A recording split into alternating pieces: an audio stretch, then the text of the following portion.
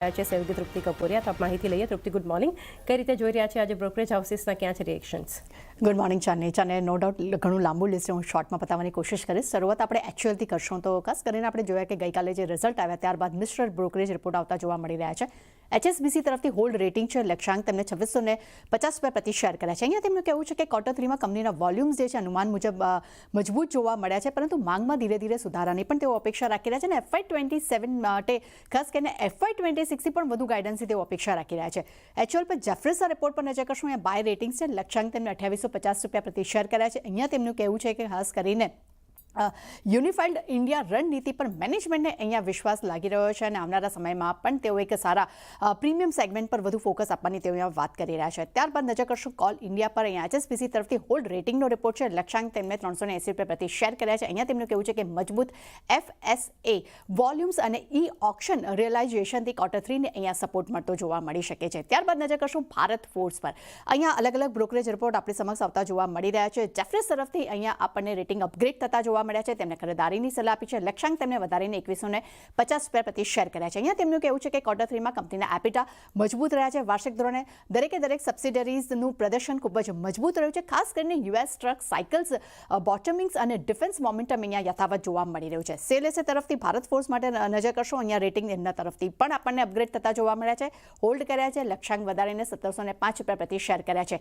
અહીંયા તેમનું કહેવું છે કે સ્થાનિક કમર્શિયલ વ્હીકલ્સનું પ્રદર્શન અહીંયા મજબૂત રહ્યું છે. ડિફેન્સ અમલીકરણ પણ એક સારો એવો સુધારો આવ્યો છે અને ખાસ કરીને US અને ટેરિફ વચ્ચેની જે ડીલ થઈ છે તેને કારણે કરીને એક મજબૂતી જોવા મળી શકે છે. એક્સપોર્ટ બિઝનેસના આઉટલુકમાં એક મજબૂતી સુધારો આવી શકે છે અને ટ્રક માંગમાં પણ એક સુધારો અહીંયા જોવા મળ્યો છે.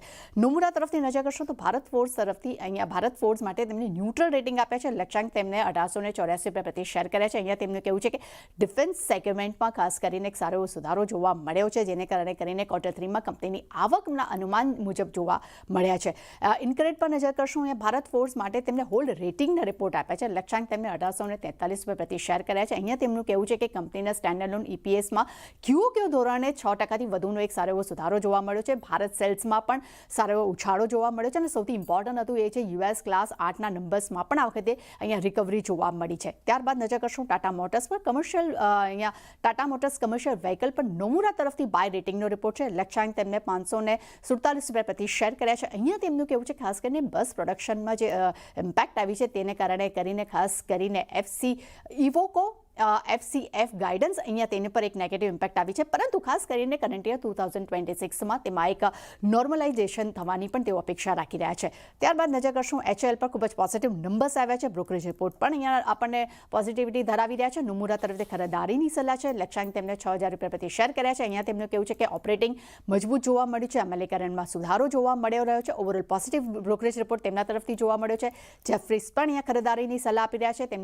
એમના તરફથી લક્ષ્યાંક આપણને 6220 પ્રતિ શેર કર્યા છે. અહીંયા તેમને ખાસ કરીને BL સાથેની સરખામણી કરી છે. તેમનું કહેવું છે કે BLની સરખામણીએ 40% ડિસ્કાઉન્ટ પર શેર અહીંયા શેર જે છે અહીંયા જોવા મળી રહ્યો છે. ઓવરઓલ કંપનીનો ખાસ કરીને અમલીકરણમાં સારો એવો સુધારો જોવા મળ્યો છે, જેને કારણે કરીને તેઓ અહીંયા ખરીદારીની સલાહ આપી રહ્યા છે. CLSA તરફથી નજર કરશો. અહીંયા આઉટ પરફોર્મ રેટિંગનો રિપોર્ટ છે. લક્ષ્યાંક HUL માટે તેમને 5436 પ્રતિ શેર કર્યા છે. અહીંયા તેમનું કહેવું છે કે કંપનીની ઓર્ડર બુક જે છે તે ખૂબ જ અહીંયા મજબૂત તેમને લાગી રહી છે અને ઓવરઓલ ડિફેન્સને લઈને પણ તેઓ ખૂબ જ એક પોઝિટિવ બ્રોકરેજ રિપોર્ટ તેમના તરફથી પણ જોવા મળ્યો છે. અને મોર્ગન સ્ટેનલી તરફથી અહીંયા આપણને અંડરવેટ રેટિંગનો રિપોર્ટ આવ્યો છે. લક્ષ્યાંક તેમને 3355 પ્રતિ શેર કર્યા છે. અહીંયા તેમનું કહેવું છે કે કંપનીના એડજસ્ટેબલ રેવન્યુ એબિટા નફો દરેક સેગમેન્ટમાં અનુમાનથી ઓછા નંબર્સ આવ્યા છે. એટલે HUL માટે થોડાક મિશ્ર રિપોર્ટ છેલ્લે આપણે જોવા મળી રહ્યા છે. ડેફિનેટલી ચાને ઘણા બધા બ્રોકરેજ રિપોર્ટ હતા, પણ દરેક પર એક સારી વેક્શન જોવા મળી શકે છે. તૃપ્તિ, આભાર આપનો બધા.